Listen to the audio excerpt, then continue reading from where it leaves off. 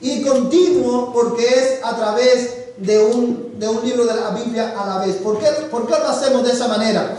Bueno, la primera razón por la cual lo hacemos es porque nosotros creemos que la Biblia, cada versículo de la Biblia, para poder interpretarlo correctamente, tenemos que verlo en su contexto, ¿verdad? Cuando usted recibe, por ejemplo, una carta, o recibe un email, o va a leer un libro, ninguno de nosotros lee un libro comenzando desde el final del libro, ¿verdad? O ninguno de nosotros lee un email o una carta a mitad del email o a mitad de la carta. Todos comenzamos desde el principio para poder tener una idea de qué se trata lo que vamos a leer. Y lo mismo pasa con la Biblia.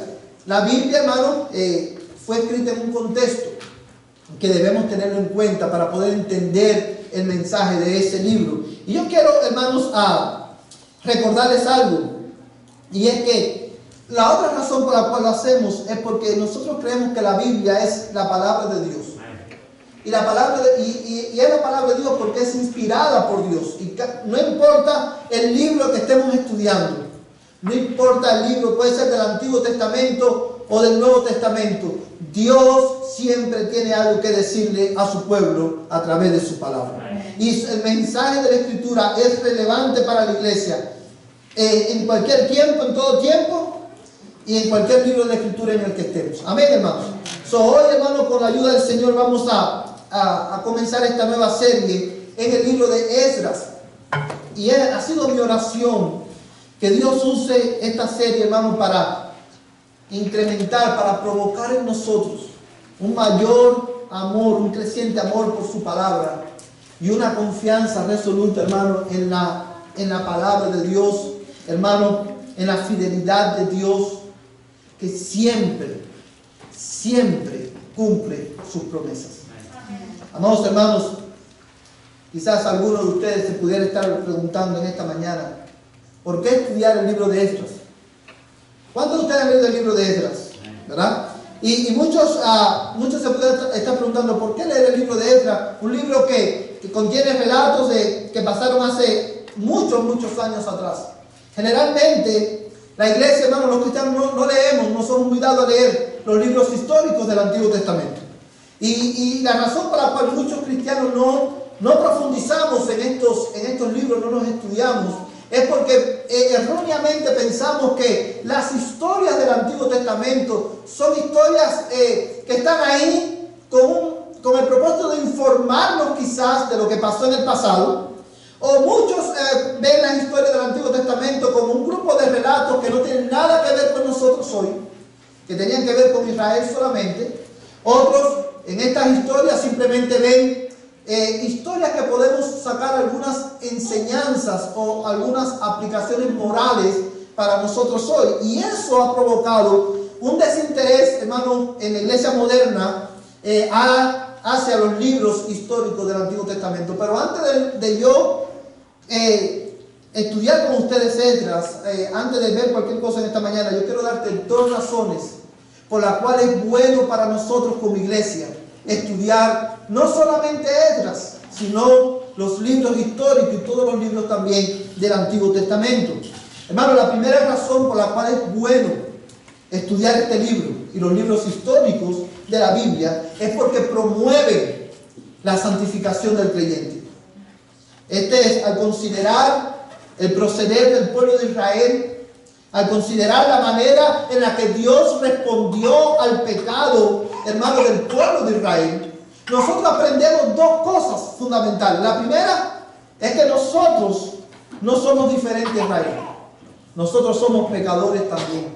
Nosotros también rompemos los mandamientos de Dios, pero también aprendemos que Dios es un Dios santo. Y por lo tanto, nosotros debemos caminar con Él en obediencia a su palabra. Es por esa razón que el apóstol Pablo, escribiendo a los Corintios, le dice que estas cosas sucedieron. O sea, estas cosas que narran los libros históricos sucedieron, están escritas para nuestra enseñanza, para que podamos aprender acerca del carácter de Dios y cómo Dios trata con su pueblo cuando su pueblo persiste en la desobediencia. En ese sentido, estudiar los libros históricos promueve la santificación del creyente. Pero también, hermanos, otra razón por la cual debemos estudiar estos libros y prestar atención a su mensaje es porque el estudio de los libros históricos renueva la esperanza de la iglesia. Renueva la esperanza de la iglesia moderna. Esdras, al igual que los demás libros del Antiguo Testamento, los libros históricos, recogen el testimonio del gobierno providencial de Dios en la creación.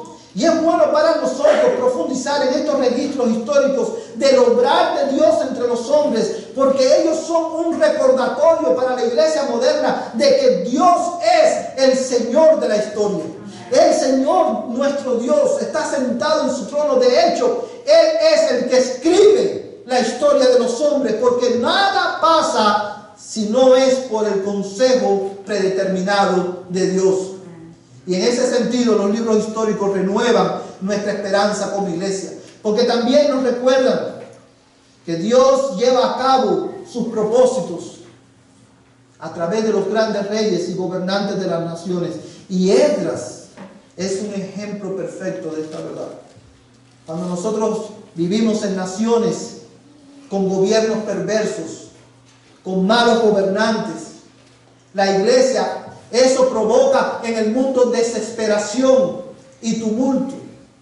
Pero la iglesia, aún en esa circunstancia, puede estar tranquila, porque nosotros sabemos que Dios lleva a cabo su propósito en la vida de las naciones, en la vida de la iglesia, a través incluso de reyes y gobernantes que son impíos, porque Él es Rey de reyes y Señor de señores. Pero también, hermano, quisiera darte otra razón por la cual debemos estudiar los libros históricos, y especialmente en este caso el libro de Esdras. Porque como Dios es el que escribe la historia de los hombres, nosotros ya sabemos cómo también terminará la historia de los hombres. El mundo está en caos, pero nosotros sabemos que esta historia termina con el retorno glorioso de nuestro Señor Jesucristo por su iglesia, y ese día Él establecerá su reino justo en la tierra. Y esto lo vemos en los libros históricos, en el hecho de que cuando el pueblo de Dios salió de Egipto, por causa de su pecado, volvió a la esclavitud, al cautiverio, pero Dios profetizó la restauración del pueblo, el regreso del pueblo a su tierra, el cual prefigura el regreso de la iglesia a nuestra ciudad celestial cuando Cristo venga por nosotros. Hay tantas razones por las cuales estudiar los libros históricos, y especialmente el libro de Esdras. Hermanos, es mi propósito en esta mañana, con la ayuda del Señor, darle una introducción al libro de Esdras, y quiero hacerlo bajo el título, precisamente, una introducción al libro de Esdras. Y en esta introducción vamos a enfocarnos, hermanos, específicamente en dos aspectos fundamentales. Primero, vamos a ver vamos a considerar un panorama del libro de Esdras, de este libro, y también vamos a considerar juntos el contexto histórico de este libro. Veamos pues un panorama del libro de Esdras. Vamos a leer Esdras capítulo 1.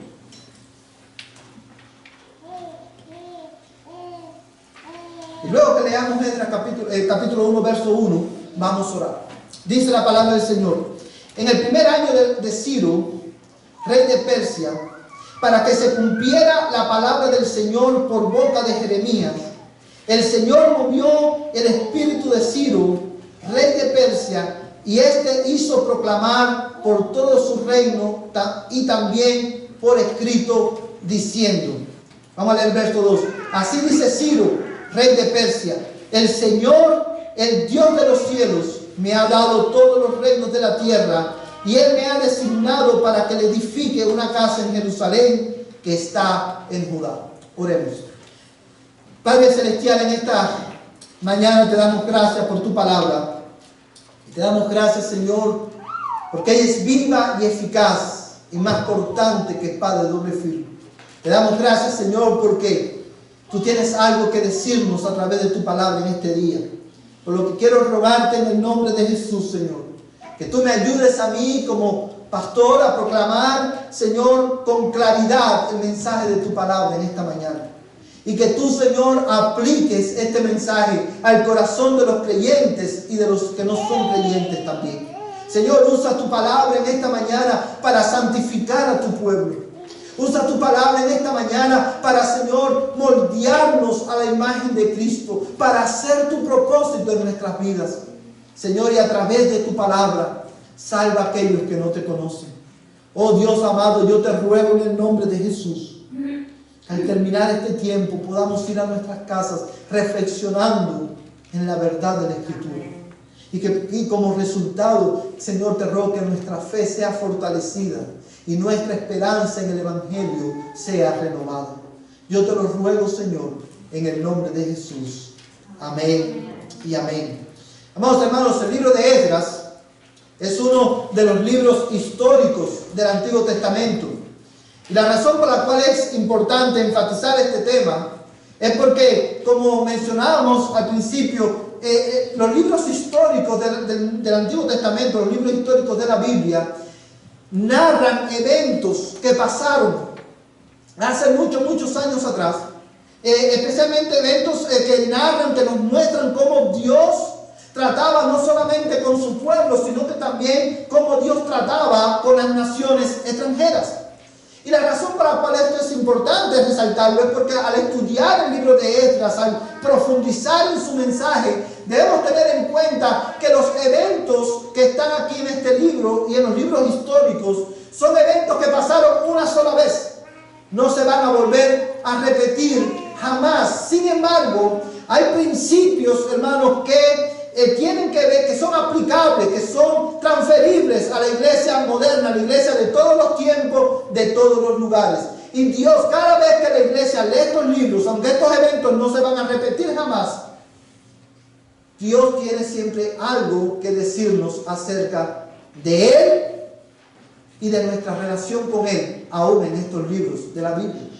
Los libros históricos de la Biblia, hermanos, otra razón por la cual es importante resaltar que estos son libros históricos y que estos eventos no se repetirán nunca más, es porque eso va a determinar la manera en que nosotros estudiamos estos libros, la manera en que nosotros interpretamos este pasaje de la Escritura.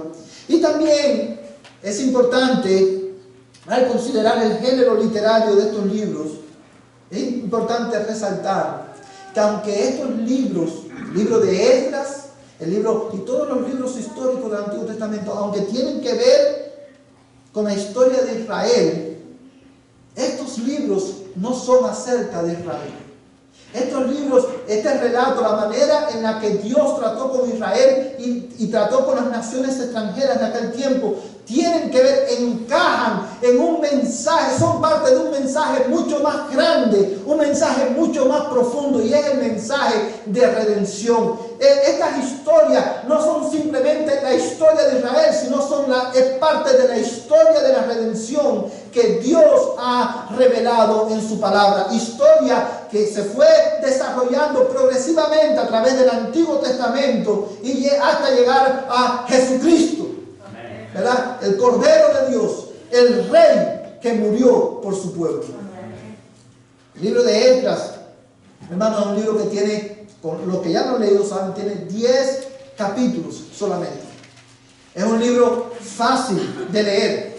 Pero este libro, hermanos, estos 10 capítulos, podemos dividirlo en dos grandes secciones. El libro de Esdras se divide en dos grandes secciones. La primera sección está en los versículos 1 al 6. Y estos los capítulos 1 al 6, estos 6 primeros capítulos narran el éxodo, hermano, el exilio de la primera parte, hermano, la primera parte de los exiliados que salieron de Babilonia. O sea, este éxodo, por decirlo de manera, este exilio, ¿verdad? Cuando los israelitas regresan a Judá, a Jerusalén, este exilio tiene 3 fases. Y la primera fase está narrada en estos primeros 6 capítulos. Y estos primeros exiliados salieron bajo el liderazgo de un hombre, hermano, llamado Sebtasar, y el otro que lo guió fue Zorobabel.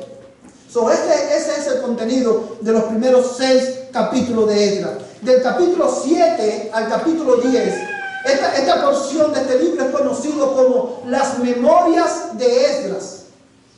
Y fue, hermano, y esta parte, todo el libro, ¿verdad? Entre el libro de Esdras y el libro de Nehemías, narran, hermano, alcanzan un periodo aproximadamente de 100 años de la historia del pueblo de Israel.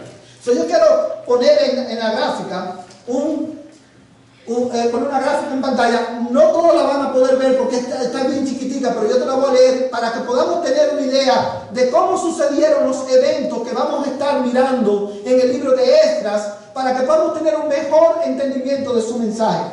En el año 538 antes de Cristo, usted se da cuenta, no sé cuánto ustedes están familiarizados, hermano, con la manera en que se contaban los años antes de Cristo y después de Cristo. Antes de Cristo, los años se contaban de mayor a menor. Por ejemplo, el 500, 400, 300, 200, 100. Y el año 0 es el año del Señor, el año en que Cristo nace. Y a partir de ese momento los años se empiezan a contar de menor a mayor. Por eso eso es importante para poder entender un poquito esta gráfica. En el año 538 antes de Cristo, Ciro decreta que los judíos pueden retornar a Jerusalén a reconstruir la ciudad y a reconstruir el templo. Y es por eso que el libro de Esdras comienza diciendo: en el primer año de Ciro, rey de Persia. Y esto ocurrió en el año 538. En el 537, Sesbazar, junto con Zorobabel, sacan el primer grupo de exiliados y lo llevan a Jerusalén. Eso pasa, hermano, en el 537. Quiero que notes que entre el decreto de Ciro, que lo tenemos en los versos 1 al 4, y el primer retorno, pasó un año. Entre los versos 1 y 4 y el verso 5 al 11 hay un año, transcurrió un año, que nosotros no lo vemos obviamente en el texto, pero es un año, no ocurrió inmediatamente. En el año 536, el altar del templo se empieza a reconstruir, y eso lo encontramos en Esdras capítulo 3, verso del 1 al 6. Entre el 535 y el 520 a.C., la construcción del templo se para debido a la oposición de muchos samaritanos y de personas que estaban habitando Jerusalén y Judá en aquel tiempo. En el 520, el profeta Ageo y Zacarías profetizan al pueblo y desarrollan en ese tiempo su ministerio profético. Y la razón por la cual esto es importante es porque yo quiero que tú notes cómo el libro de Esdras se relaciona y tiene que ver con, hermano, los libros proféticos de Ageo y Zacarías. Eso ocurrió en el 520. En el 515, hermano, Zorobabel, completa la construcción del templo, y eso lo vemos en Esdras capítulo 6, verso 15. Y, hermanos, lo próximo que quiero que vean es que el templo se termina en el 515. Y en el 483, Asuero, ¿se recuerdan de Asuero? Asuero, ¿verdad? Este rey que hizo el banquete, que son los eventos que están narrados en el libro de Esdras. Los eventos del libro de Esther, perdón. Los eventos que están narrados en el libro de Esther ocurren entre el tiempo en que Zorobabel culmina en la construcción del templo y el 458, cuando Esdras entonces viene con la segunda fase del retorno. Entre el final del templo, de la construcción del templo, hasta que Esdras regresa, hay un promedio de 80 años. Hermano, y esto es importante para nosotros poder entender el contenido del libro. ¿Sí me están siguiendo ahí, hermano? Entre que Zorobabel terminó el templo, pasaron 80 años. Esdras entonces viene a Judá con la segunda parte, con otro grupo de exiliados, pero en ese periodo de tiempo ocurre el libro de Esther.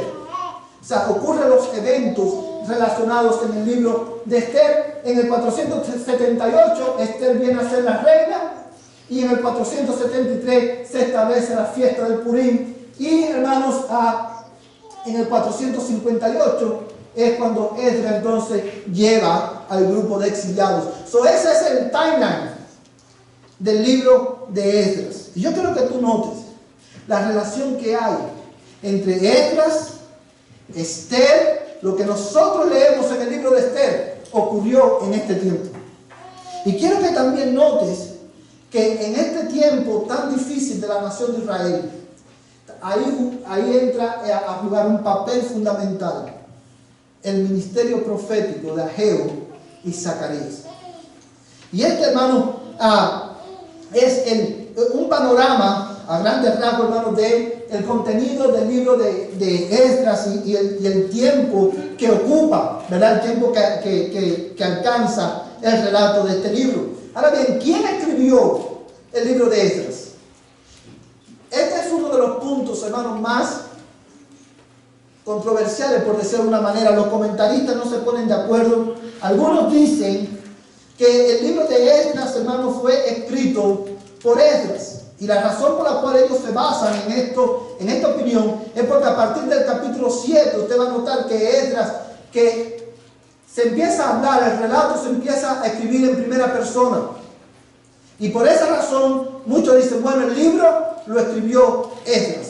Otros comentaristas bíblicos, con los cuales yo estoy de acuerdo, yo me identifico con su opinión, opinan, hermano, que el autor del libro de Esdras es el cronista, fue el cronista que escribió primero y segundo de Crónica. Y la razón por la cual yo creo que esa es la versión más acertada acerca de la autoría del libro, es porque quiero que tú mires, hermano, en segunda de Crónica, el libro que está antes de Esdras, segunda de Crónica, capítulo 36. Y vamos a leer el verso 23.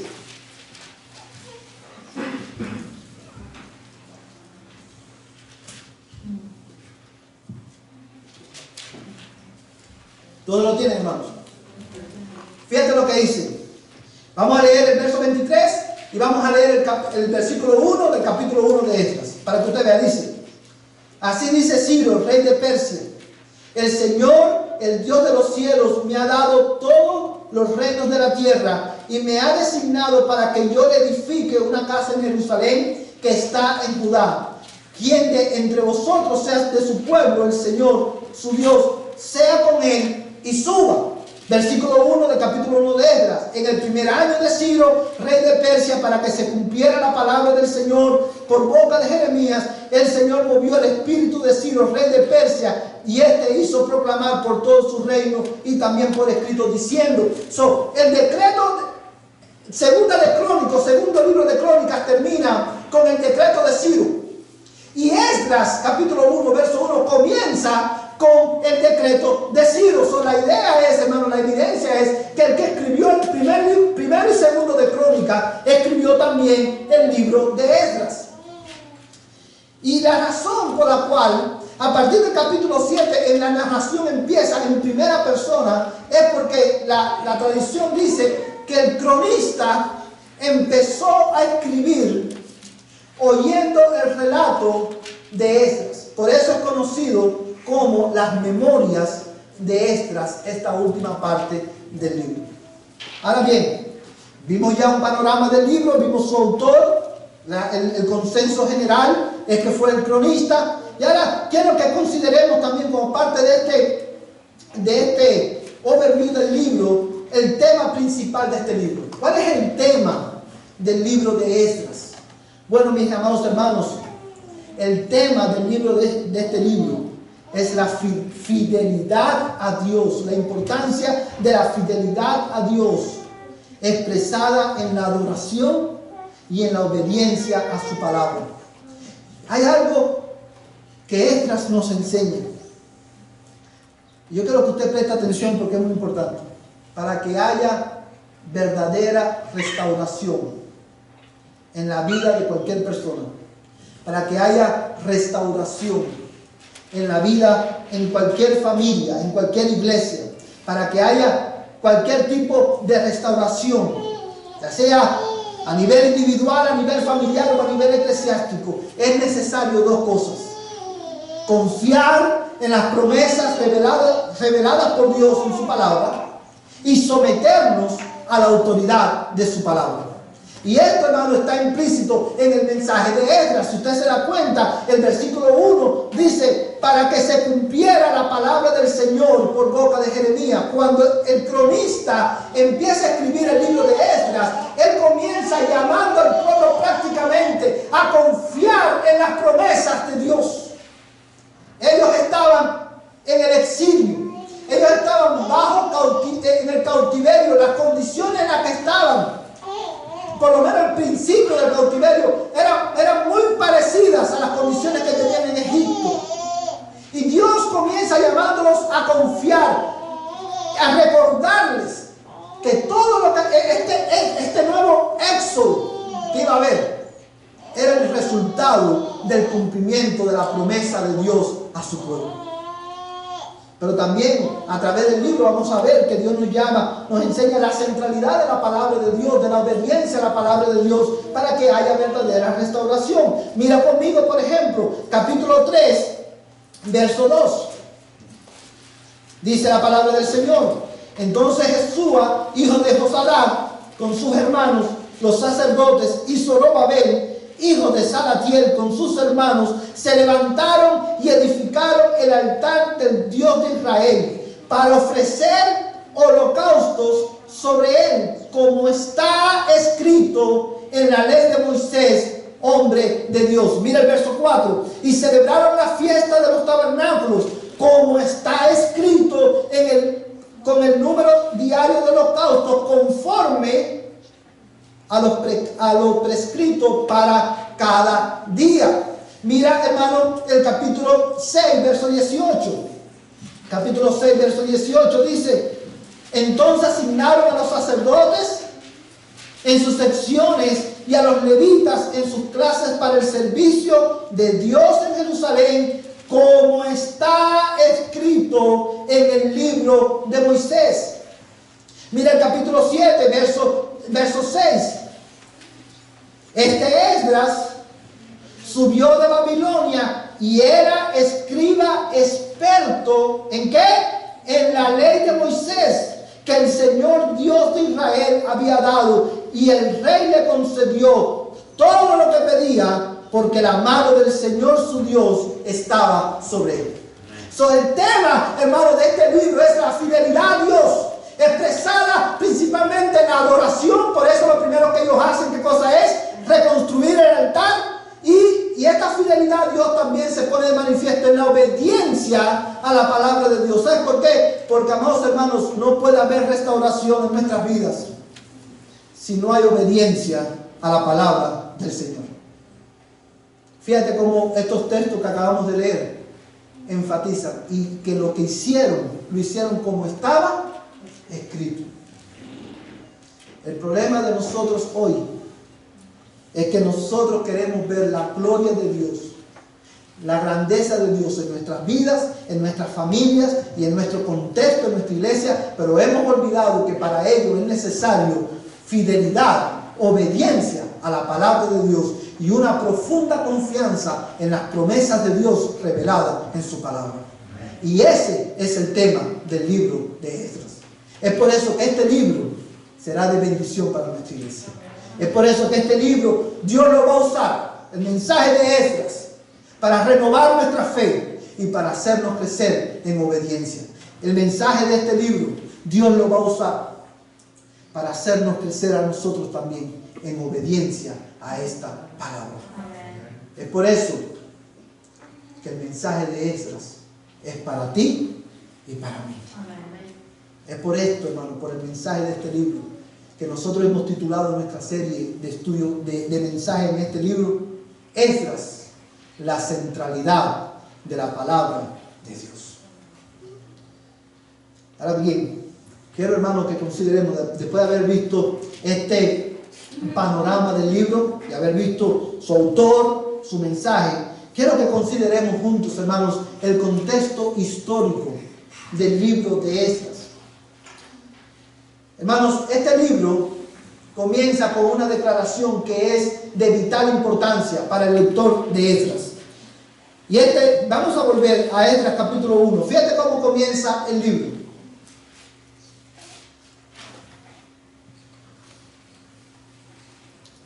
Dice, en el primer año de Ciro, rey de Persia. Quiero que hagamos una pausa aquí. ¿Por qué esta declaración es tan importante? Bueno, amados hermanos, esta declaración es importante porque ubica los eventos descritos en este libro en un tiempo de la historia determinado, en un tiempo, hermano, histórico que fácilmente al indagar podemos encontrar, hermano, estos hechos narrados no solamente en la Biblia, sino también en los anales de la historia de la humanidad. La razón, y esto es importante por dos razones. Número uno, porque al nosotros encontrar evidencias, hermanos, de la validez del contexto histórico de este libro, eso provee un testimonio extrabíblico de la fidelidad y la veracidad de la palabra de Dios.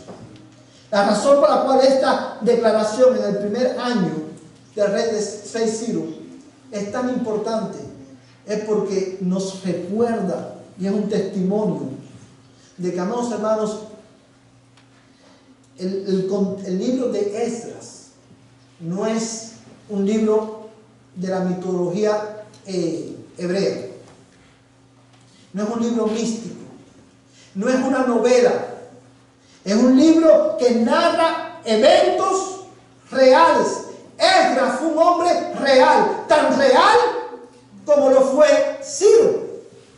Quiero mostrarte en pantalla, hermano, este descubrimiento que se hizo en el año 1879. Lo que usted ve en pantalla, hermano, es conocido como el cilindro de Ciro. Y este cilindro de Ciro está en el Museo de Londres en este momento. ¿Qué es lo que es esto? Bueno, este es un gran cilindro como de barro, en el cual está escrita, hermano, algunas de las memorias de Ciro. Y en este particular hay dos cosas importantes. Lo primero que Ciro escribe aquí es, él escribe dándole honor al rey al dios babilónico, y le da el crédito por haberle dado la victoria para conquistar Babilonia. Y una de las cosas que dice, hermano, es que el dios de Babilonia buscó entre todos los gobernantes uno que fuera digno de gobernar el mundo, y que lo escogió a él, y que por esa razón él era ahora el rey del mundo, y gracias a la intervención del dios de Babilonia. Pero lo otro que aparece en este cilindro es, hermano, hay una referencia de Ciro acerca de este decreto del cual habla Esdras, en el cual él da permiso, da la orden para que todos los cautivos, especialmente los judíos, pudieran regresar a sus ciudades y adorar a sus propios dioses. Hay, hermano, evidencia histórica de que el relato de Esdras es verdad. Israel, los judíos, estuvieron, hermano, en el cautiverio bajo el gobierno de Ciro también. Y Ciro fue este rey que por la obra y la providencia de Dios los deja regresar a su ciudad y reconstruir la ciudad. Y, hermano, y poder reconstruir también no solamente la ciudad, sino también el templo. Ahora, cuando nosotros leemos el libro de Esdras, la primera pregunta que viene a nuestra mente es: ¿cómo los israelitas llegaron a este punto? ¿Cómo es que Israel, el pueblo de Dios, la gloria de las naciones, llega a ser un pueblo cautivo bajo, hermano, el gobierno de Babilonia? Bueno, cuando nosotros vemos la historia, Vamos cuenta, hermano, la historia dice que aproximadamente, creo que tú escuches bien esto, porque es bien importante, aproximadamente en el año 586 antes de Cristo, Nabucodonosor, el rey de Babilonia, hermano, va y conquista, sitia a Jerusalén y la conquista. Y en esta conquista, Nabucodonosor hace tres cosas. Número uno, mata a una gran cantidad de judíos, destruye la ciudad completamente, destruye el templo y todos los utensilios del templo se los lleva con él, juntos, hermano, con una gran cantidad de judíos. Pero estos judíos que él se lleva, primero, eran los judíos más notorios en Israel. Y entre esos judíos que van cautivos a Babilonia, bajo Nabucodonosor, está ¿quién? Daniel.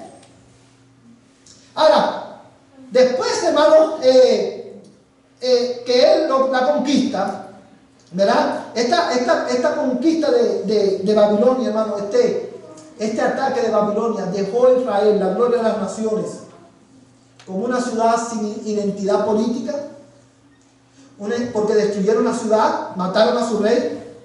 ¿Y qué más? Y dejó la nación también sin identidad religiosa, porque la nación, hermanos, recordemos que para los judíos el templo era el centro de la adoración en aquel tiempo. Al no tener templo, todo el sistema religioso de la nación de Israel se fue al piso, y como si fuera poco, ahora, hermano, ellos tenían que vivir en una nación pagana que adoraba a dioses extraños. Una nación monoteísta como Israel ahora tenía que vivir bajo la influencia de una nación politeísta, una nación que adoraba a varios dioses. Imaginemos por un momento, hermano, el dolor, la frustración de la nación de Israel en el cautiverio. En el año 562 a.C., Nabucodonosor muere y viene al poder, hermano, un hombre llamado Evil-Merodach, que es el hijo de Nabucodonosor, el cual, hermano, toma el poder y gobierna por 2 años en Babilonia. Después de él viene su cuñado a gobernar, pero en esta transición de poder, el imperio babilónico se vino deteriorando, creando las condiciones para que fuera conquistado. Estos conquistadores vinieron a ser ahora esclavos. ¿Y quién fue que nos conquistó? Ciro, el rey de Persia, que estaba creciendo su poderío, y es de esta manera que Ciro, hermano, entra en el escenario del programa, del propósito de Dios para la nación de Israel. Y obviamente usted se dirá, bueno, muy interesante, pero ¿qué tiene eso que ver con nosotros? Bueno, es que cuando nosotros consideramos la historia del cautiverio de Israel y de su exilio, nosotros aprendemos 3 cosas fundamentales. Lo primero que aprendemos, hermano, a considerar la historia de Israel en el cautiverio es esto. Yo quiero que escuche bien porque es muy importante. Si se te olvida Babilonia, si se te olvida cómo Ciro vino a jugar un papel fundamental en Israel, that's is okay. Pero hay algo que no se te puede olvidar, y es que todo este proceso de cautividad y liberación de la nación de Israel nos recuerda, da testimonio de que Dios, escucha bien, Dios no puede ser burlado. Dios no puede ser burlado. Hermanos, la causa por la cual la nación de Israel fue llevada al cautiverio, la causa por la cual muchos de ellos murieron, la causa por la que muchos de ellos casi mueren de hambre, porque los que quedaron en Jerusalén quedaron bajo la dirección de un gobernador babilónico, y el hambre era extrema. Muchos de ellos tuvieron incluso que irse a Egipto de regreso. Y ahí usted recordará que Jeremías le manda una carta a los que están en Egipto, reclamándole y diciéndole por qué ustedes pusieron su confianza en Egipto. La situación era bien crítica, pero la razón de tanta desgracia ¿Sabes cuál fue? Que ellos olvidaron las maravillas de Dios. Ellos olvidaron los juicios terribles de Dios en el desierto. Ellos olvidaron cómo Dios los introdujo en la tierra prometida. Y tentaron a Dios olvidándose de Él y poniendo su confianza en la mentira. Dios no puede ser burlado. El pecado siempre tendrá consecuencias. Y eso lo vemos en la historia de Israel, y eso lo vemos en la historia de la humanidad, y eso lo vemos en nuestras propias vidas cada vez que tú y yo persistimos en desobedecer a Dios. Dios no puede ser burlado. Mira conmigo Jeremías capítulo 13, versos 22 al 25. Jeremías capítulo 13, versos 22 al 25.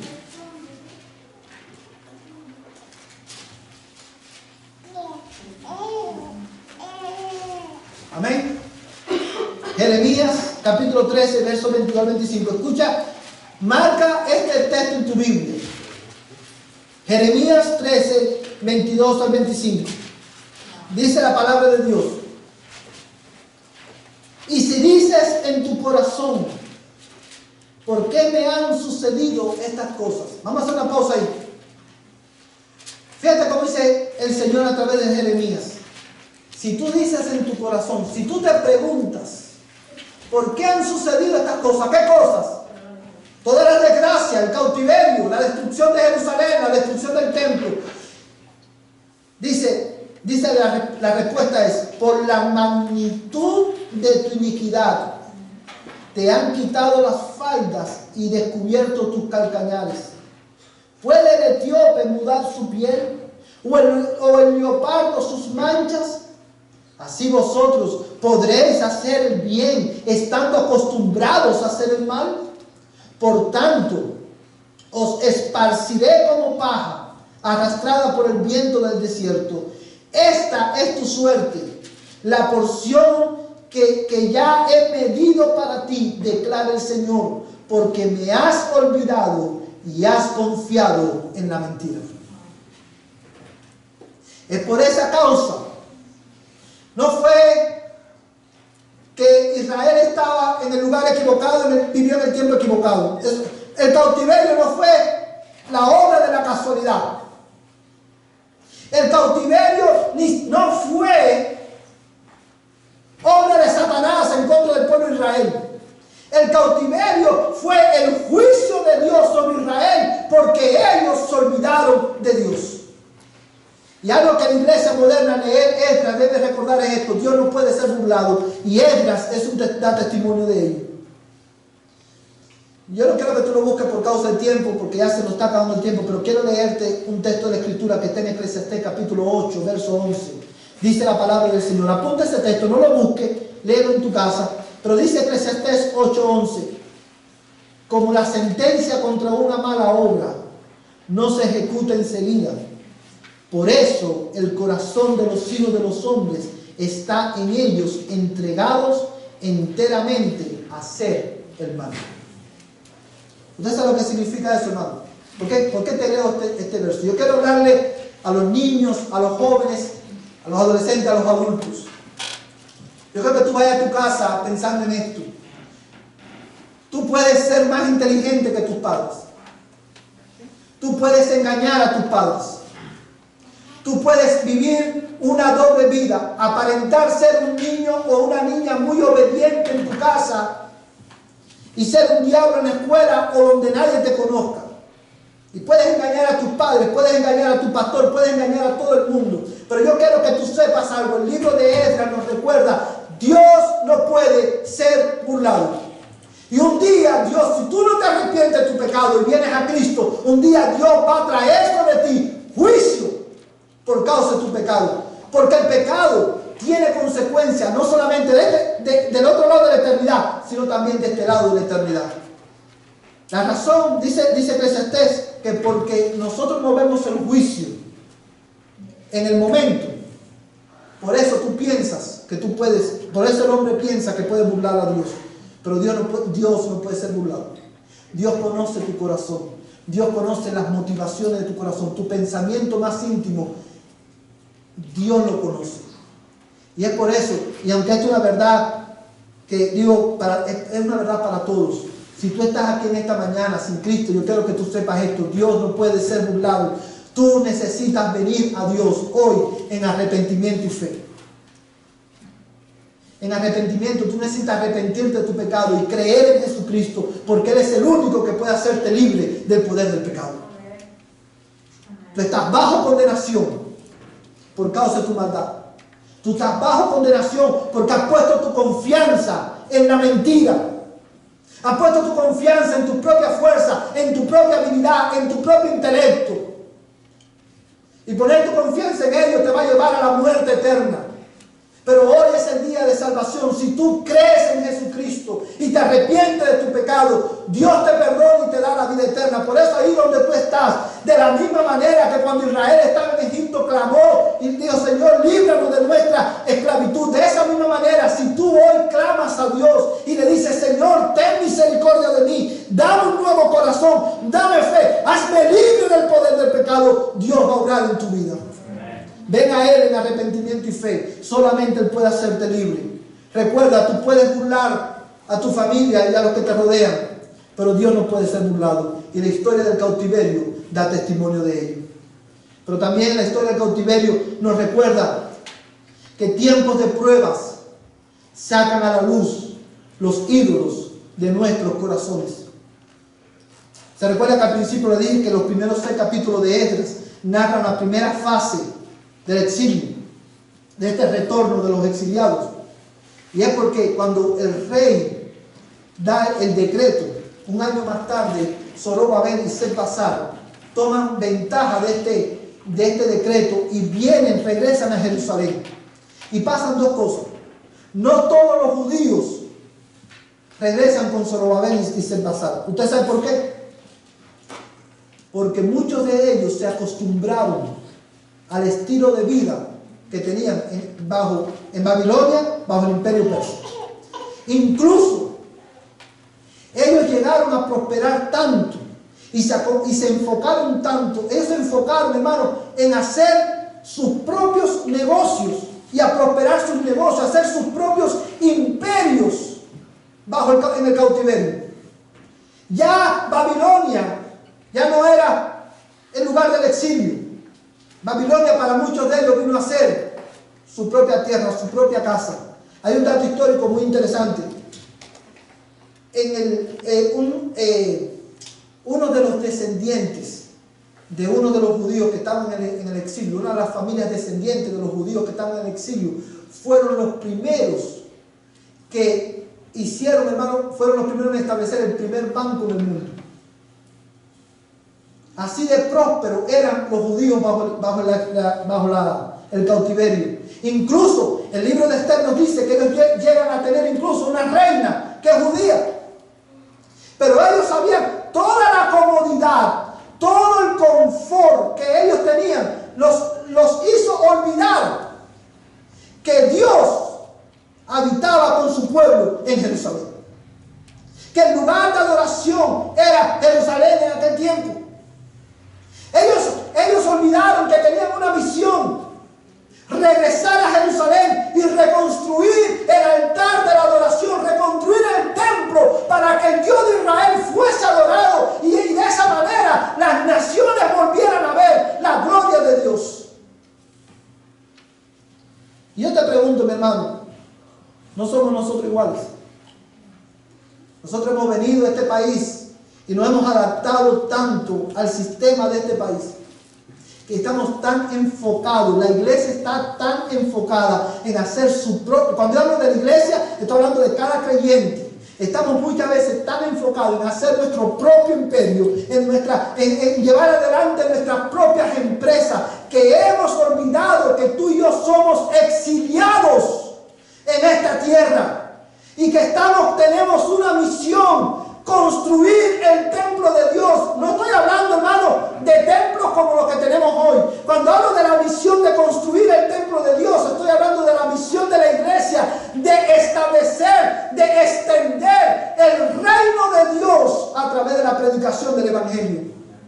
Nosotros somos exiliados con una misión construir el templo de Dios, construir en este mundo la iglesia de Cristo a través de la proclamación del Evangelio. Pero tú y yo hemos olvidado esa verdad, porque estamos muy acostumbrados al sistema de Babilonia. Por eso tú y yo, al leer este libro, tenemos que arrepentirnos. Pero también, hermano, el libro, la historia del cautiverio, nos recuerda la fidelidad de Dios para con su pueblo y la veracidad de su palabra. Porque ciertamente el pueblo de Dios fue en cautiverio por causa de su pecado, pero Dios prometió hacerlos libres y castigar a las naciones que los castigaron a ellos. Y quiero que sepas que ellos estuvieron en cautiverio 70 años. Ellos tuvieron que esperar 70 años para poder ver el comienzo del cumplimiento de esta promesa. Y desde que sale el primer grupo hasta que Esdras llega a Jerusalén, pasan casi aproximadamente 80 años más. Pero Dios cumplió su promesa. ¿Y por qué es importante para nosotros?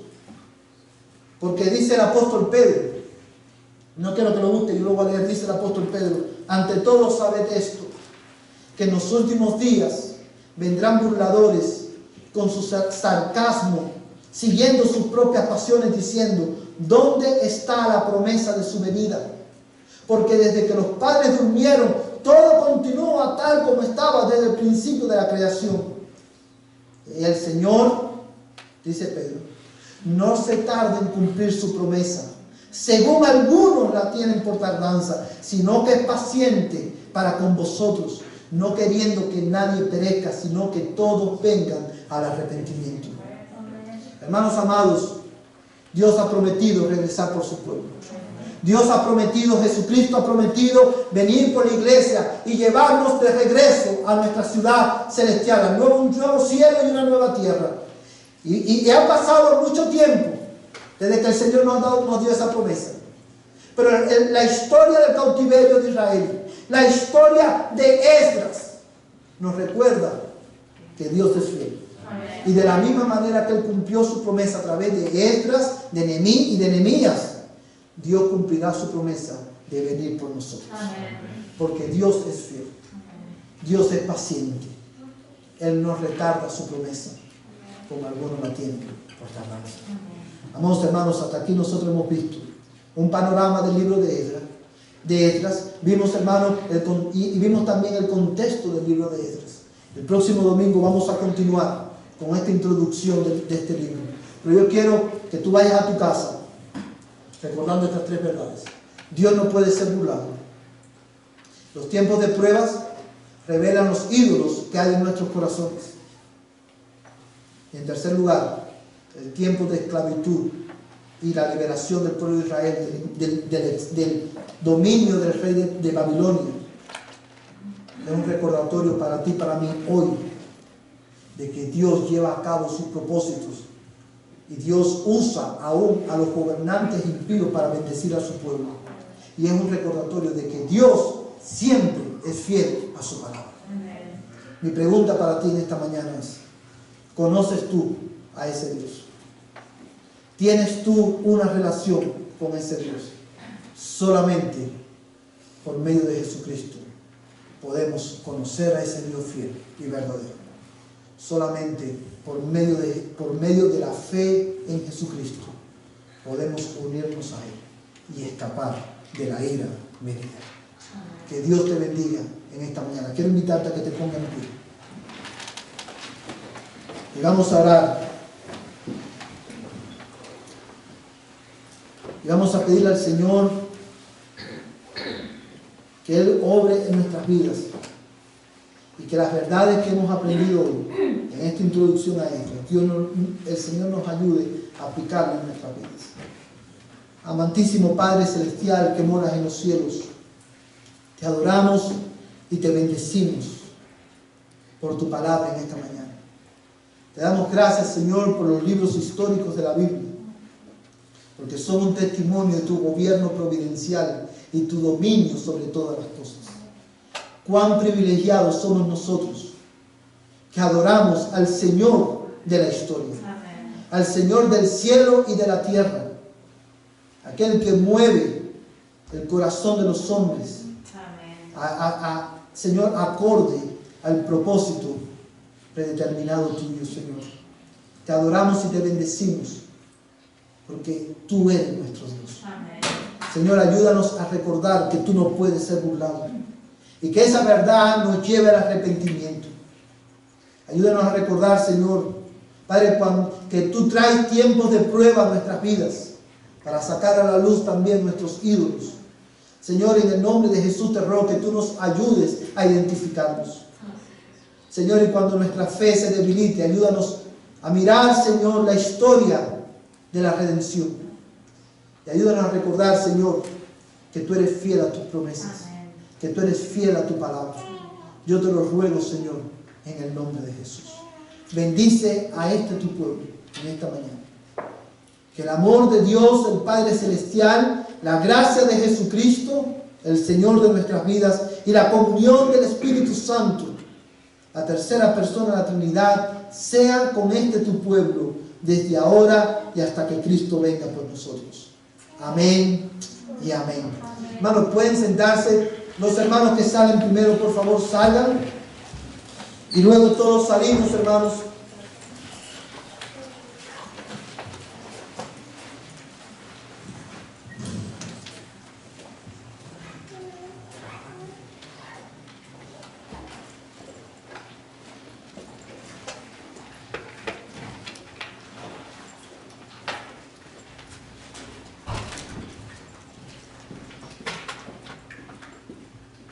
Que el Señor le bendiga, hermanos. Todos podemos salir. Nos saludamos fuera del templo.